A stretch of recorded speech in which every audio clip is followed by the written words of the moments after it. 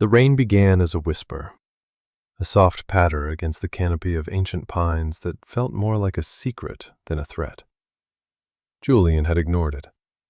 He had ignored the deepening gray of the sky, the sudden chill that snaked through the air, and the increasingly frantic calls of the birds. He had been walking for hours, driven by a desperate need to put distance between himself and everything he had ever known.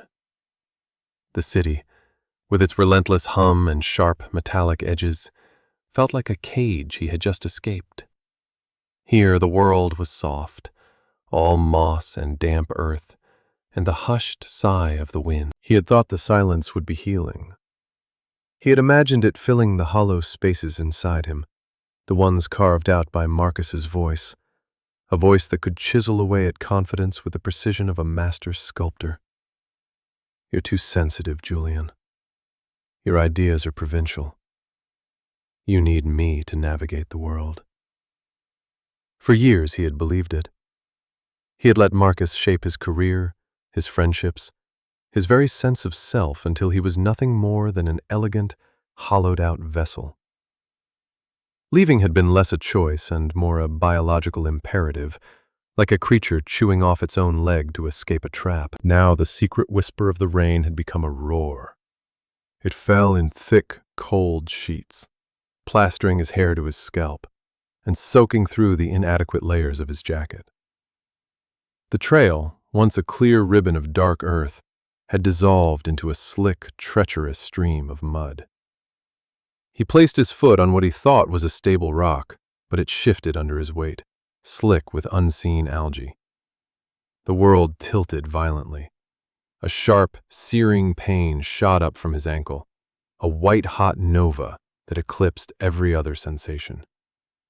He cried out, a sound swallowed whole by the storm's fury, and tumbled down a short, steep embankment, his descent cushioned only by a bed of wet leaves and unforgiving roots. He lay there for a moment, stunned, the rain lashing his face. He tried to push himself up, but another bolt of agony from his ankle sent him crashing back down, gasping. Panic, cold and sharp, pierced through the shock. He was alone, miles from the trailhead, with no cell service, a useless ankle, and a storm that was settling in with grim permanence. The forest, which had seemed like a sanctuary only an hour ago, now felt vast and menacing, its shadows filled with an indifferent darkness. The cold was beginning to seep into his bones, a deep, invasive chill that promised a slow, quiet end. He closed his eyes, the image of a sleek, minimalist city apartment flashing behind his lids. A place he had called home, but had never felt less at home in his life. He had run from a cage only to find himself trapped in a different, more final one. Elias Thorne felt the storm in his bones long before the first drop of rain fell. It was a language he had learned over a lifetime spent in these mountains. A subtle shift in the air pressure, a change in the quality of the light, the way the wind spoke through the high branches of the firs. He had been checking the northern perimeter, ensuring the trail markers were clear after a recent bout of high winds, his large, quiet dog, Fen, trotting faithfully at his side. When the downpour started, he was not surprised. He was prepared. He moved through the woods with a practiced, unhurried grace that belied his size. He was a tall man, built with the solid, functional strength of someone whose life was a series of physical tasks. His face, framed by a dark, untamed beard, was weathered by sun and wind, his eyes the color of a stormy sky, missing nothing. He was a part of this landscape, as much as the granite outcrops and the ancient, stoic trees. His world was one of quiet observation and deliberate action. It was Fen who found him. The dog, a mix of wolfhound and something wilder, stopped abruptly, his head lifting, his ears pricked. A low whine rumbled in his chest. Elias stilled, his hand resting on the dog's broad head, his gaze sweeping the dense undergrowth. He listened past the roar of the rain, tuning into the forest's subtler sounds. Nothing. But he trusted the dog's instincts more than his own ears. What is it, boy? he murmured, his voice a low baritone, rough like bark. Fen pushed forward, nosing through a curtain of ferns near the base of a muddy slope. Elias followed, his boots sinking into the saturated earth. And then he saw it. A splash of dark blue fabric against the muted greens and browns of the forest floor. A man, lying unnaturally still, his face pale and turned towards the weeping sky. Elias's professional calm settled over him like a cloak. He knelt, his movements efficient and sure. He checked for a pulse first, strong if a little fast. Then for breath, shallow but steady. The man's eyes fluttered open, dazed and unfocused. They were a startling shade of hazel, flecked with green and gold, and they were filled with a profound, terrifying vulnerability. "Can you hear me?" Elias asked, his voice steady, cutting through the noise of the storm. The man blinked, trying to focus. He nodded, a barely perceptible movement. "My ankle," he whispered, his teeth chattering. Elias's gaze moved down, taking in the unnatural angle of the man's foot, the way he was shivering uncontrollably. Hypothermia was setting in. The ankle was a problem, but the cold was the real enemy. There was no time to waste. He looked from the injured man to the darkening woods, then back. His cabin was 2 miles away. Not an easy journey in this weather, not with a dead weight, but it was the only option.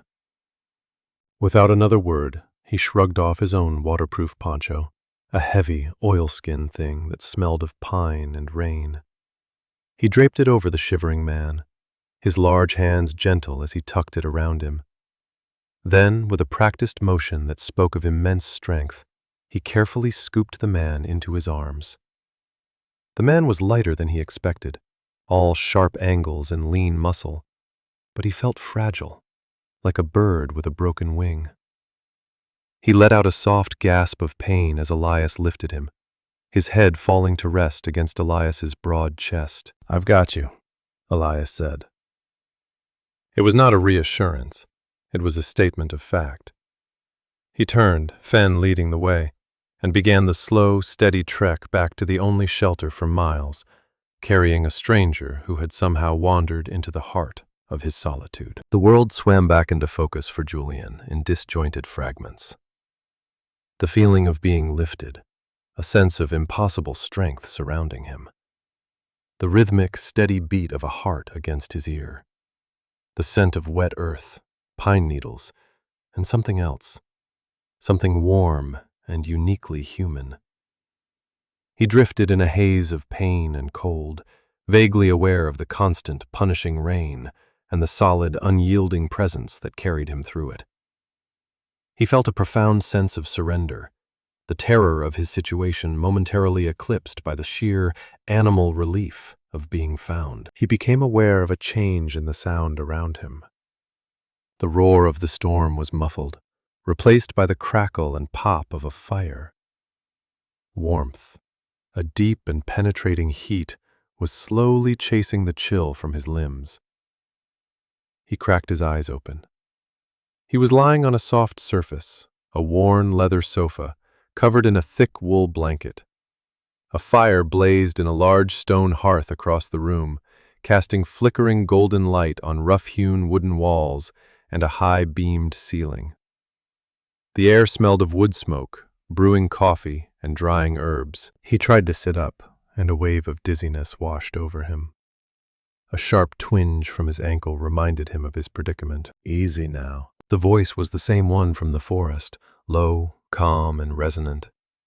Julian turned his head. The man who had carried him was kneeling by the sofa, his back to the fire. In the warm light, Julian could see him clearly for the first time.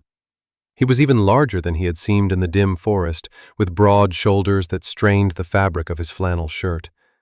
His dark hair was damp, curling slightly at the ends, and his beard was trimmed but full. But it was his eyes that held Julian's attention. They were serious, watchful, and held a depth of quiet that Julian found himself falling into. "Where Julian began, his own voice raspy. "My cabin," the man said simply. He held out a steaming mug. "Drink this. It's hot." Julian's hands trembled as he took the mug. The ceramic was warm, a welcome anchor in the sea of disorientation. He took a sip. It was coffee, strong and black, with a hint of something sweet, maybe maple syrup. It was the best thing he had ever tasted.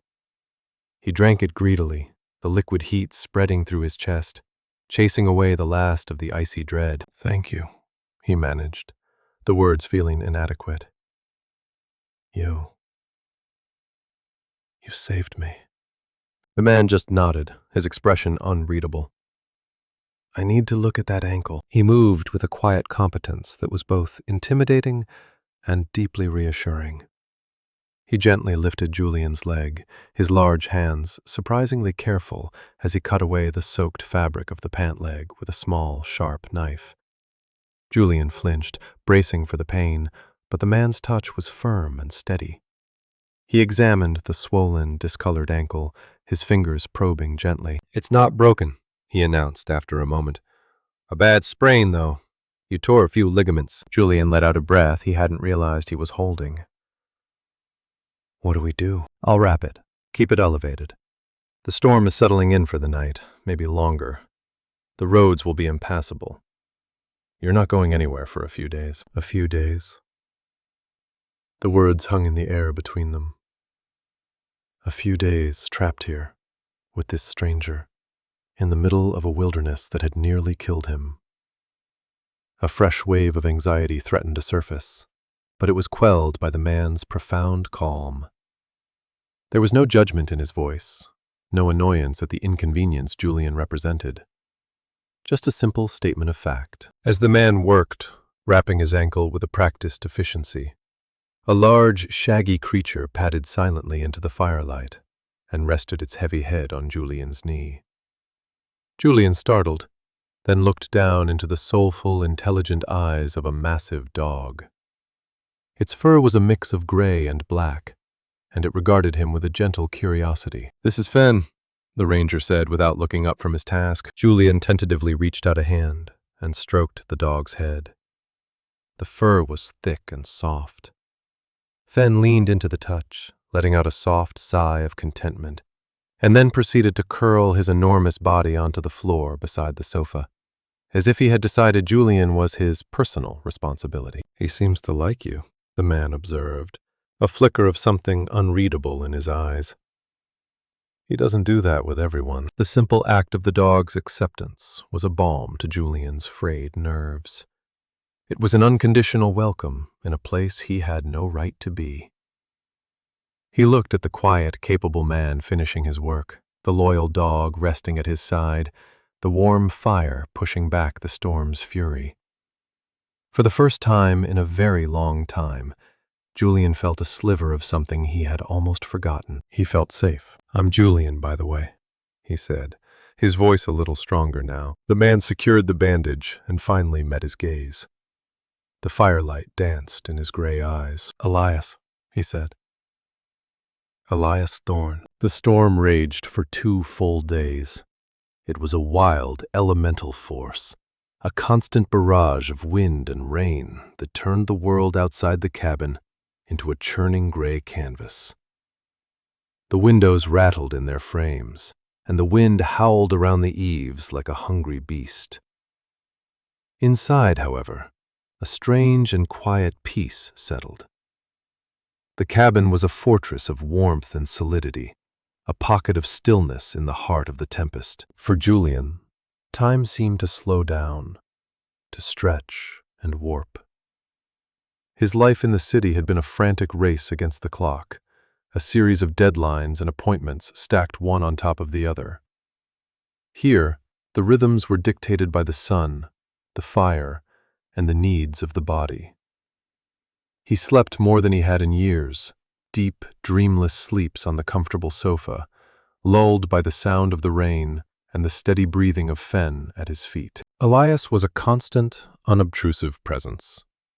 He moved about the cabin with a quiet economy of motion, every action purposeful. He stoked the fire, prepared simple, hearty meals, stew, thick-cut bread, strong coffee, and tended to Julian's ankle with a gentle, practiced hand. He spoke little, but his silence was not uncomfortable. It was a companionable quiet, filled with the unspoken understanding of shared space. Julian found himself watching him. He watched the way Elias's large hands could be so surprisingly deft, whether he was splitting firewood or carefully rebandaging Julian's injury. He watched the way his brow furrowed in concentration as he mended a piece of leather gear at a small workbench in the corner. He watched the way he would sometimes stand at the window, staring out at the storm, his expression thoughtful and distant, as if he were listening to a conversation Julian couldn't hear. He was a man who seemed entirely self-contained, a closed circuit of quiet competence. Yet there were glimpses of something more. The way he would murmur softly to Fen, scratching the dog behind the ears. The way a small, almost imperceptible smile touched his lips when Julian complimented his cooking. These were tiny cracks in the stoic facade, and Julian found himself fascinated by them. On the second afternoon, the pain in his ankle had subsided to a dull throb. He was propped up on the sofa, a sketchbook and pencil in his hands. He had found them in his backpack, miraculously dry. He hadn't sketched for pleasure in years. His creativity had become a commodity, something to be packaged and sold to wealthy clients who wanted buildings that were monuments to their own egos. But here, in the quiet of the cabin, the urge to draw returned, pure and simple. He started sketching the room around him. The stone hearth, with its intricate patterns of river rock. The heavy, hand-carved mantelpiece. The way the firelight caught the grain of the wooden beams overhead. His pencil moved, at first hesitantly, then with a growing confidence. He became lost in the lines and shadows, the familiar feel of graphite on paper a soothing balm to his restless mind. Elias was sitting at the heavy wooden table across the room, sharpening a set of knives with a whetstone. The rhythmic scrape of steel on stone was a soothing, meditative sound. He worked with intense focus, yet Julian felt his gaze on him from time to time. He didn't look up, pretending to be absorbed in his drawing, but he was acutely aware of the ranger's attention. "What do you do?" Elias asked suddenly, his voice cutting through the quiet. Julian looked up, surprised. It was the first personal question he had asked. "I'm an architect," he said. Elias nodded slowly, his eyes flickering down to the sketchbook. "You build things." "I used to," Julian replied, the words coming out before he could stop them. He winced internally.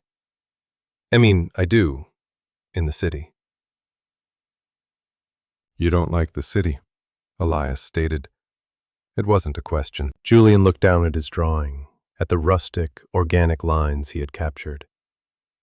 It was so different from the cold, sterile geometry of his professional life. "No," he admitted softly. "Not anymore." Elias finished with a knife, wiping the blade clean with an oiled cloth. He held it up to the light, inspecting the edge. "This cabin," he said, his voice thoughtful. "My great-grandfather built it, with his own hands, cut every log, set every stone. He built it to last, to be a shelter." Julian looked around the room, seeing it with new eyes. It wasn't just a structure. It was a legacy. It had a soul, a history etched into its very bones. The buildings he designed were torn down and replaced every few decades, transient monuments to fleeting trends. This place felt permanent. It felt real. "It's beautiful," Julian said, and he meant it more than he had ever meant it about one of his own award-winning designs. Elias met his gaze across the room. For a long moment, the only sounds were the fire and the storm. A connection sparked between them, a silent acknowledgement of a shared value, the beauty of things that were real, that were built to endure. In that moment, Julian felt a profound sense of recognition, a feeling of being seen in a way he hadn't been in a very long time. The forced proximity of their situation was no longer just about survival. It was beginning to feel like something else entirely, something fragile and unexpected, taking root in the quiet heart of the storm. The third night brought a change. The wind died down, and the relentless drumming of the rain softened to a gentle patter before ceasing altogether. A profound silence descended, broken only by the hiss and crackle of the fire. The storm had broken, but the air in the cabin was charged with a different kind of tension. The physical crisis was over, but an emotional one was brewing just beneath the surface of their quiet cohabitation. Julian was restless. He couldn't sleep. The pain in his ankle was a distant ache, but the turmoil in his mind was sharp and immediate. The enforced quiet had given his anxieties room to breathe, to grow. Memories of Marcus, slick and poisonous, coiled in the back of his mind. He remembered the subtle put-downs in front of friends, the way Marcus would take credit for his ideas at work, the constant, low-level hum of criticism that had become the soundtrack to his life. He had thought running away would silence the voice in his head, but it was still there, a cruel echo in the stillness. He pushed himself up, careful not to put weight on his injured foot, and hobbled to the window. He pulled back the heavy curtain. The clouds had parted, revealing a sky awash with a dizzying number of stars. The moonlight bathed the forest in a soft, ethereal silver, illuminating trees laden with moisture, their branches dripping diamonds of water onto the damp earth. The world looked clean, washed new. "It's over." Elias's voice came from the shadows behind him. Julian turned. The ranger was standing by the hearth, a silhouette against the dying embers. He hadn't been asleep either. "It's beautiful," Julian whispered, looking back out the window. "It always is, after a storm." Elias moved to stand beside him, not too close, but near enough that Julian could feel the warmth radiating from him. They stood in silence for a moment, two strangers bound by circumstance, looking out at the transformed world. The intimacy of the moment was palpable, a fragile thing held in the space between them. "I shouldn't have come up here," Julian said, his voice barely audible. "I wasn't prepared. It was stupid."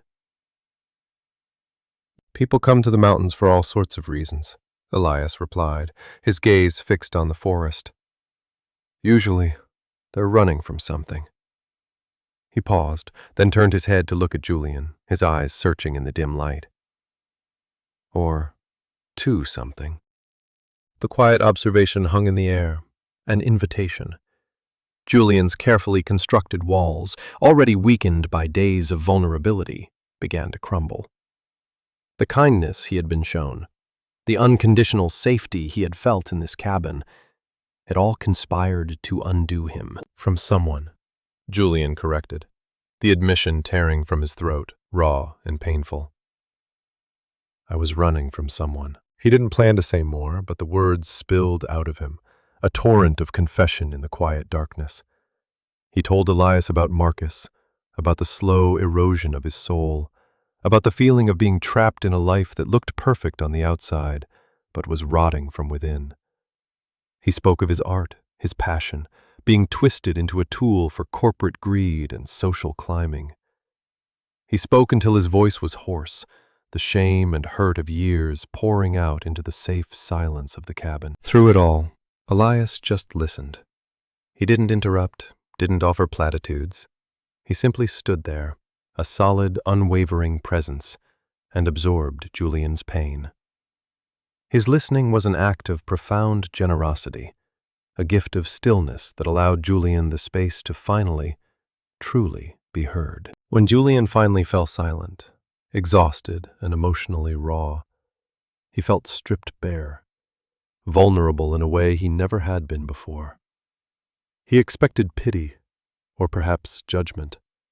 He braced himself for it. Instead, Elias spoke, his voice low and rough with an emotion Julian couldn't name. "My father was a man who believed strength was about how loud you could shout," he said, his eyes distant, fixed on a memory. He ran his business, his family, his whole life like that. Constant noise, constant pressure. I came up here to get away from it, to find a place where the only voice I had to listen to was my own. He turned to Julian, and in the faint moonlight, Julian could see a deep, resonant pain in his eyes, a loneliness that mirrored his own.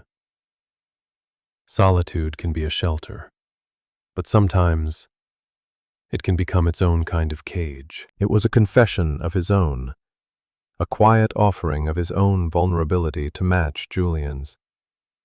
He was not just a capable rescuer. He was a man who understood the need to escape, the search for a place to simply be.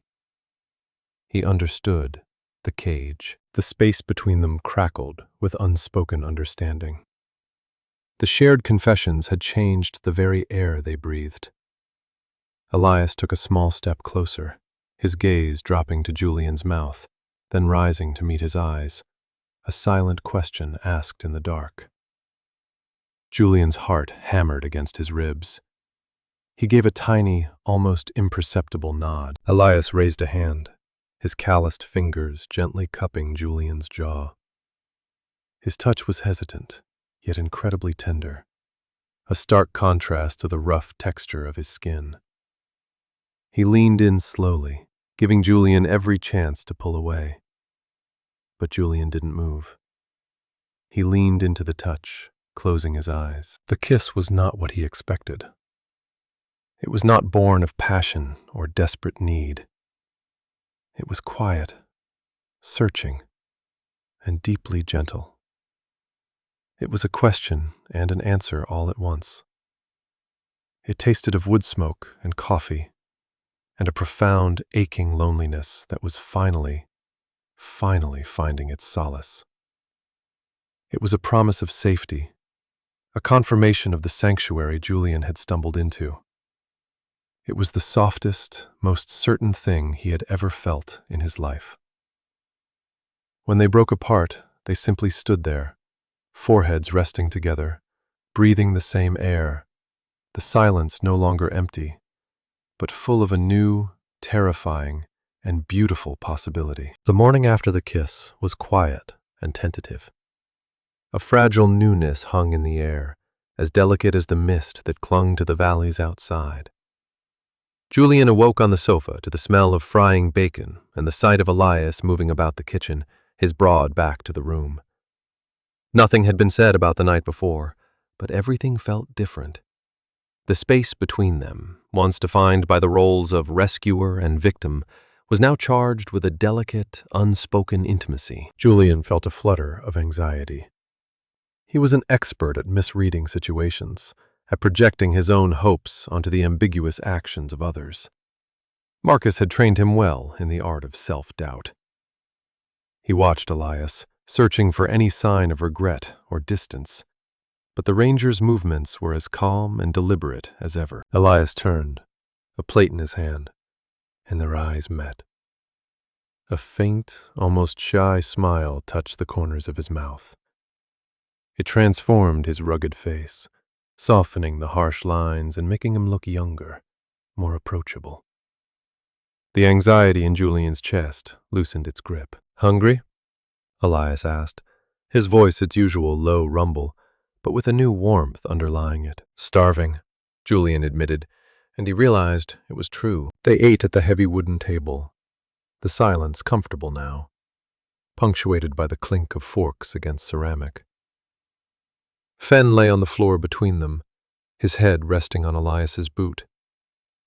It felt domestic. It felt normal. The thought was both terrifying and exhilarating. Later that day, a visitor arrived. The sound of an approaching engine, a rugged ATV, broke the forest's silence. Fen perked up, letting out a soft woof, but remaining calm. Elias went to the door. "Clara," he said, his tone one of easy familiarity. A woman stepped inside, shaking water from a rain slicker. She was in her late 50s, with sharp, intelligent eyes and a no-nonsense demeanor.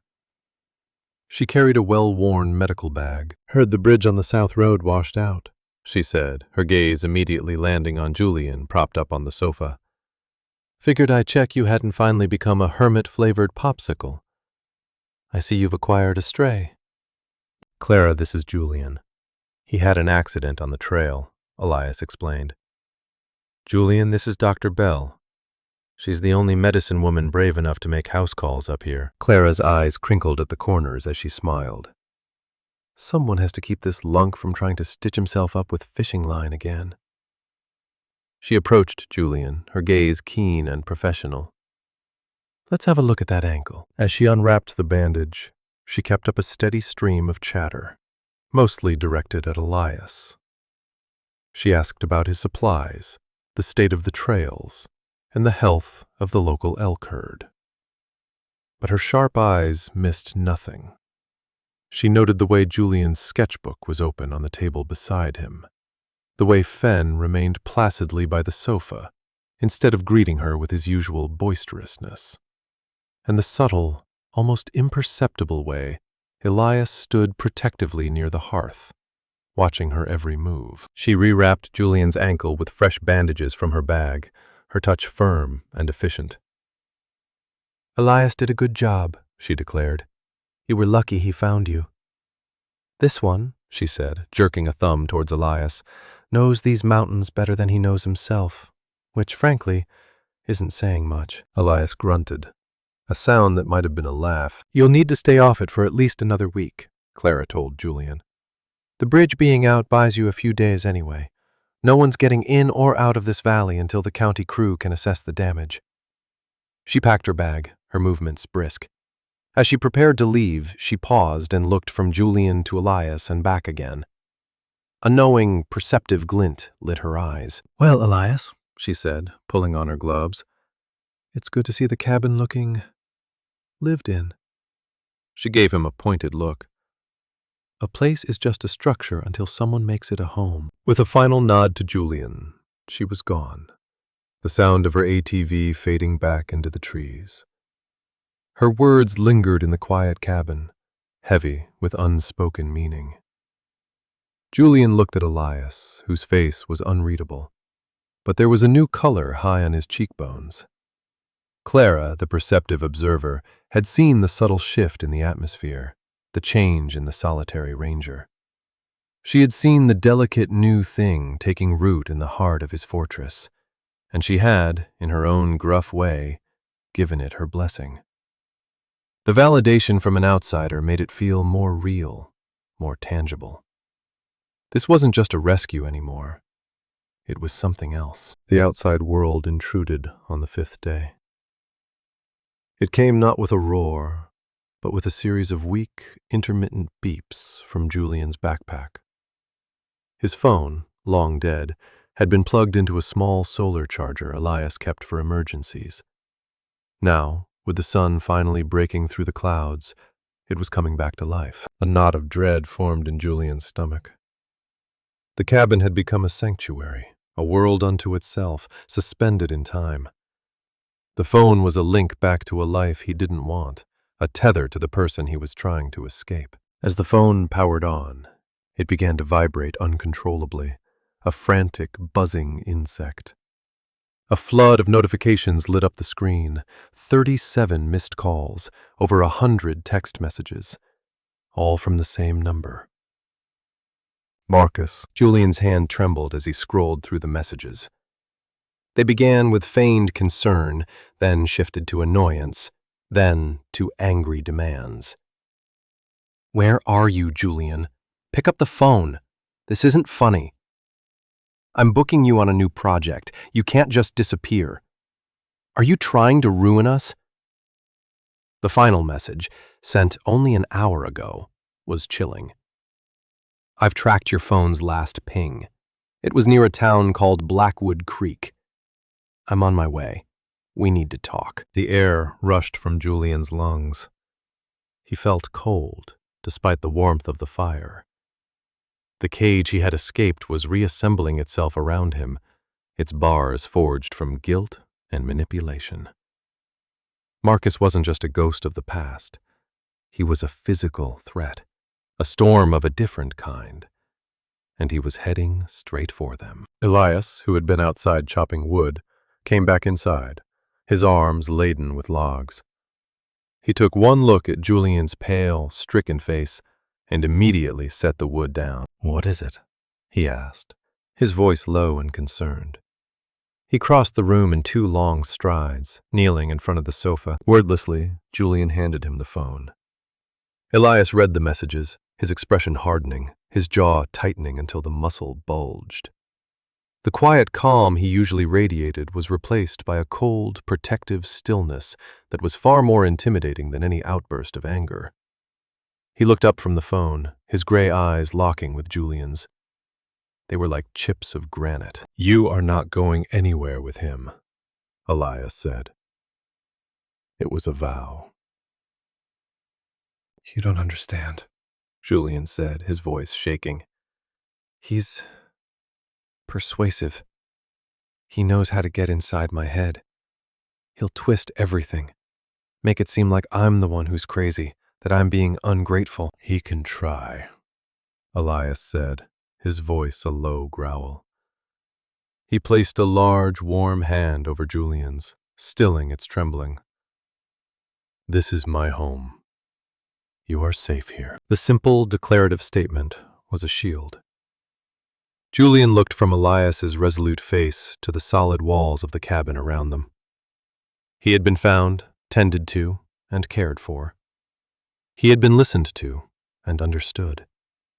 He had been kissed with a tenderness that had cracked open something dormant inside him. This place and this man had become his shelter. The thought of Marcus invading this sanctuary, of his slick, poisonous words echoing off these honest wooden walls, was unbearable. Fear was still there, a cold snake in his gut. But for the first time it was joined by something else. A flicker of defiance. A spark of strength that wasn't just his own, but was borrowed from the quiet, immovable man in front of him. "He'll be here soon," Julian whispered. "Let him come," Elias said, his hand tightening its grip on Julian's. "The mountain has a way of dealing with things that don't belong." They didn't have to wait long. Less than 2 hours later, the sound of an expensive, ill-suited car engine straining its way up the rough track to the cabin announced his arrival. Fen let out a low, guttural growl, the fur on his back rising. Elias placed a calming hand on the dog's neck, but didn't tell him to be quiet. A sleek black sedan, already splattered with mud, pulled to a stop. The driver's door opened, and Marcus emerged. He was exactly as Julian remembered, impeccably dressed in expensive, impractical clothing, his hair perfectly coiffed, a look of supreme annoyance on his handsome face. He surveyed the rustic cabin and the surrounding wilderness with an expression of profound distaste, as if he had just stepped in something unpleasant. Elias moved to the doorway, blocking the entrance with his sheer size.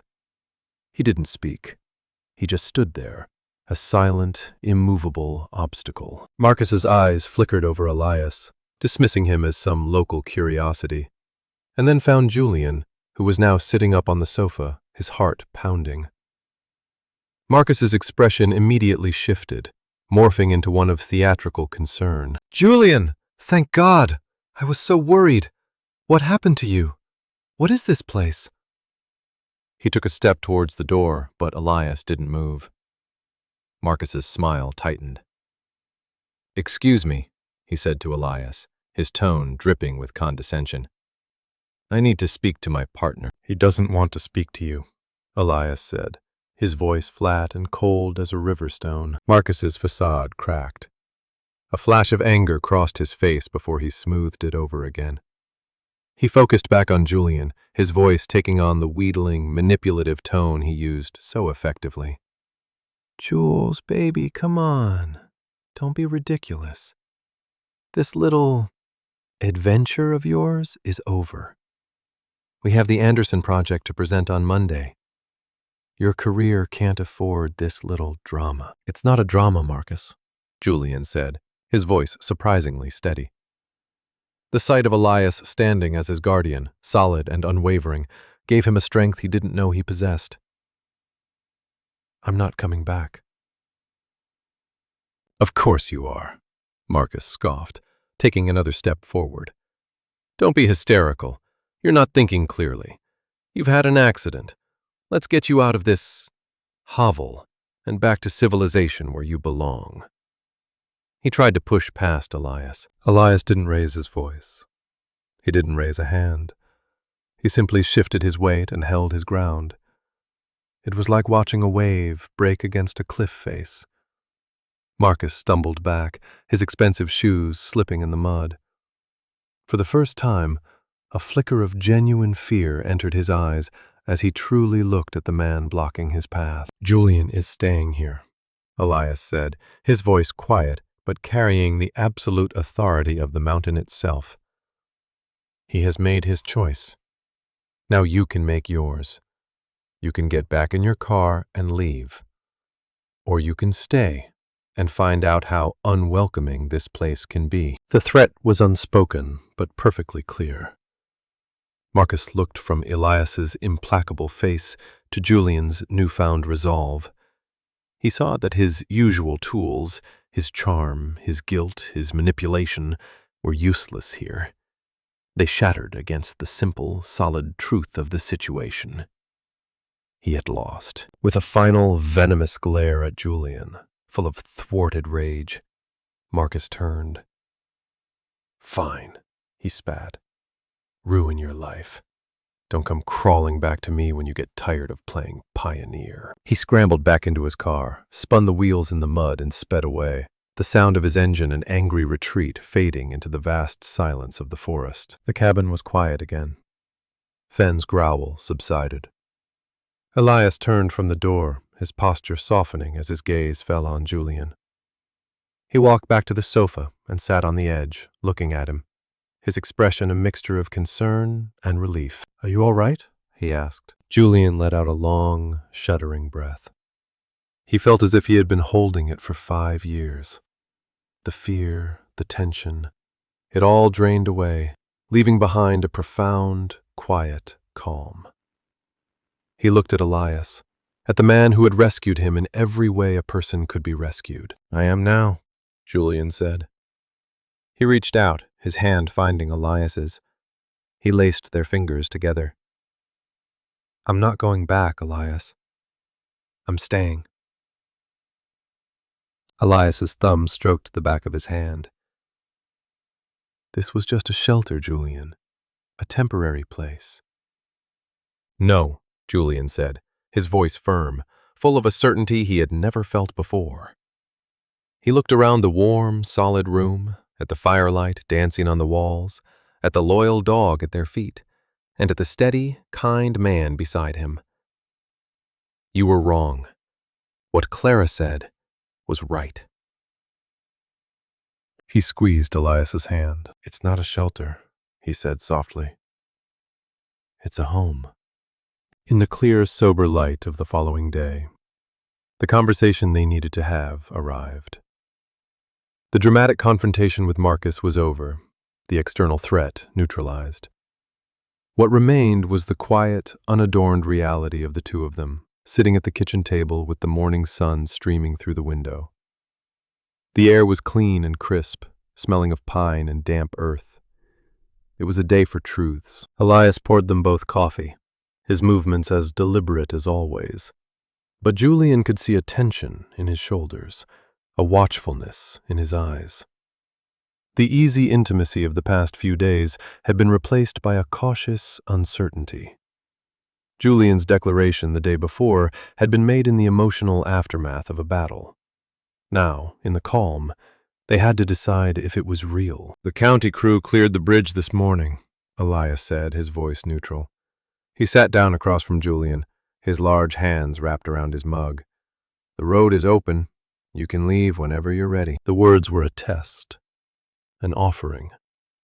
He was giving Julian an out, a chance to reconsider, to treat this all as a strange, feverish dream brought on by injury and isolation.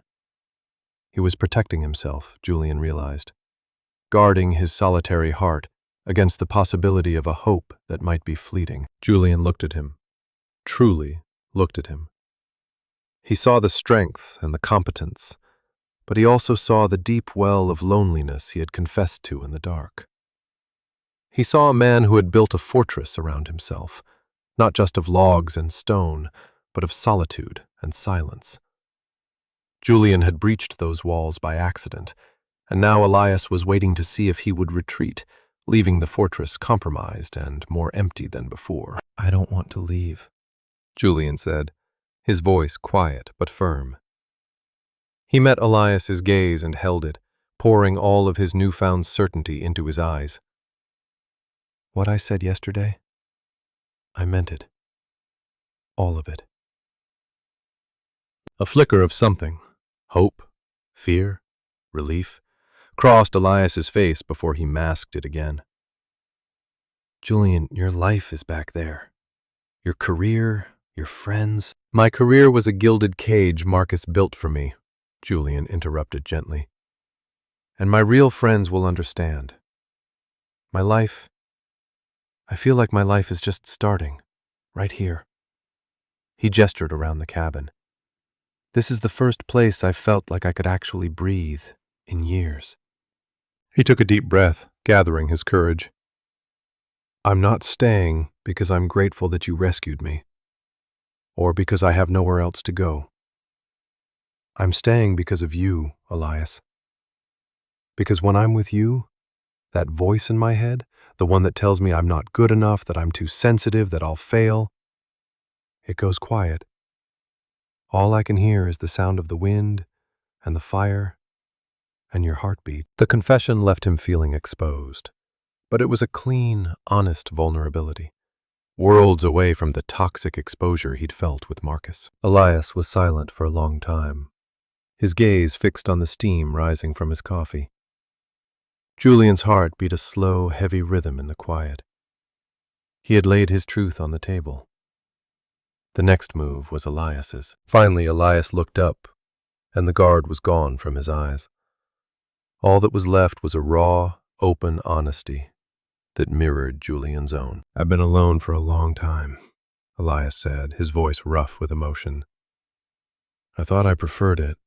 It was simpler, safer.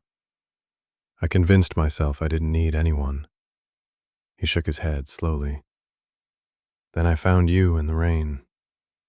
And these last few days, having you here, watching you draw, hearing you talk, it's been anything but simple.